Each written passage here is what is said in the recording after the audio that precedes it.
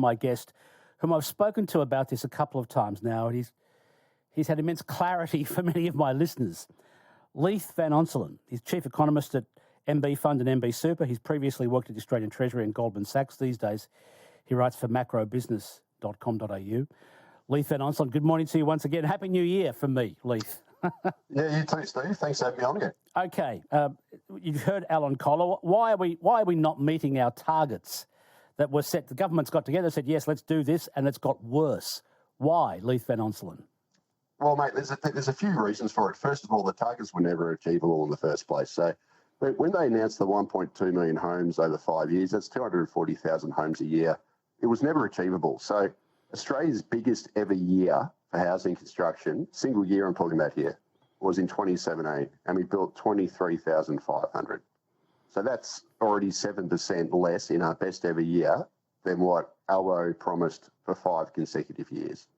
Right, so it was never going to be achieved. But there's also a whole bunch of factors that are working against us here. Alan Kohler mentioned one of them, but there's actually about 4. So for starters, we've got much higher interest rates than we had in 2017 when we had our biggest year ever. So the cash rate's 4.35%. It was 1.5% back then. So that means that it's more expensive to buy a new home if you're a new buyer because you've got to pay higher interest rates. It's also harder for developers to finance projects. And, most economists think that interest rates are going to be structurally higher than they were last decade, even if they come down a bit. The second major issue is construction costs have risen by about 40% since the start of the pandemic. Crikey. That's due to all these supply issues and everything else that happened. So construction costs, like the cost of actually building a house, is structurally much higher than it was pre-pandemic. And what it's meant is that, new projects are now priced above what most buyers can afford, or they're also become unfeasible and unprofitable. So we're going to get less construction there. We've obviously seen thousands of home builders go bankrupt over the past few years, and what that's done is it's reduced capacity across the industry. So we've actually got less builders available to build stuff.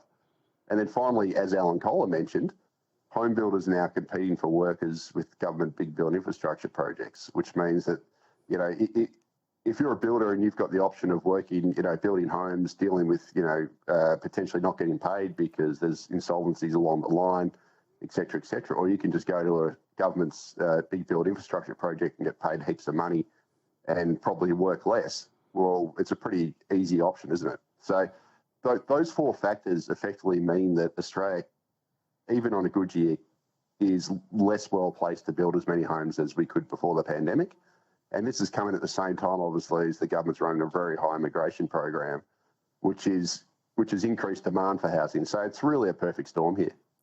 Well, shouldn't we be trying to reduce demand for housing by taking pressure off immigration? Because I forget what the pre-pandemic immigration figure was, but I remember when I spoke with you last year, you may recall the figure, we were way above the normal immigration level, which the government said they were winding back, but didn't seem to be doing. In fact, once again, the opposite of government commitment seemed to be occurring. Can you recall what that figure was? Yeah. So there's a few figures here. So basically, in the post-war period for the 6 decades or so post-war up to mid-2000s, we used to have immigration of it was about 90,000 per year. Right, that was the norm immigration. Once from mid-2000s, it ratcheted up for the 15 years pre-pandemic to about 220,000 a year, which was high immigration. And just last year, for example, the last 2 years, we've had about 1 million in 2 years. Crikey. So the immigration's just gone absolutely off the planet. So it was already structurally high pre-pandemic. It was too high back then, and now it's just at ridiculous levels. And most economists seem to think that it's not going to come down a lot. It's still going to be at a very high level historically for the foreseeable future. And in fact, the Centre for Population, Steve, this is the Australian Treasury's population propaganda outfit that they release population projections every year. And the latest projections in December forecast that the nation's population is going to balloon by 4.1 million people over the next 10 years. That's 410,000 people a year for the next 10 years. And most of those people will land in Sydney, Melbourne, Brisbane and Perth. Brisbane alone is forecast to add 500,000 new residents, primarily via net overseas migration over the next decade. Now, I'd argue that if we're going to grow by almost a Canberra every single year, for the next 10 years, you need a hell of a lot of housing, you need a hell of a lot of infrastructure, and we just don't have the capacity to build that housing infrastructure, which means that the housing crisis is just going to get worse. And the optimal solution here is when you've got a supply-constrained housing market and supply-constrained infrastructure, the logical solution is to temper demand to match that supply. And that means we've got to cut immigration. But instead, the Centre for Population, this is the federal government's own forecasting unit for population and immigration, said that the nation is going to grow by 4.1 million people in the next 10 years. Now, what does everyone think that's going to do to the housing market? My guest is Leith Van Onselen.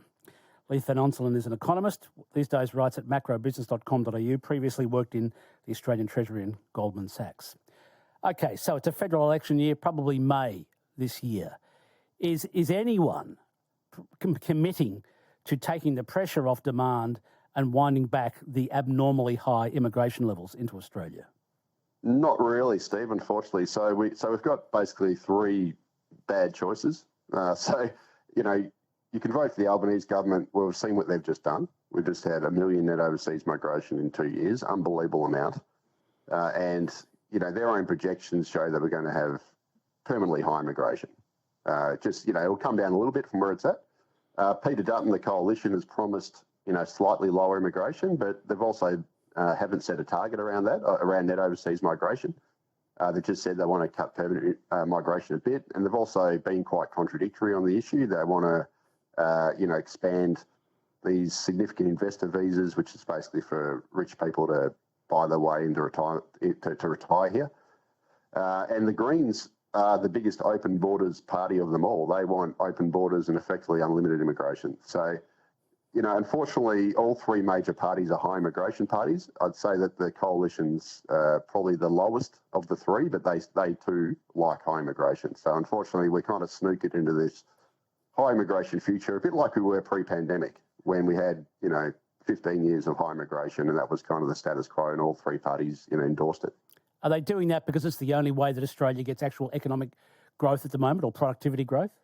Yeah, absolutely. And there's also massive, lobbyists behind it. So, as you said, if you run a high immigration program, it's very hard to have a technical recession because, your economy grows just because of lots of people coming in and working, etc.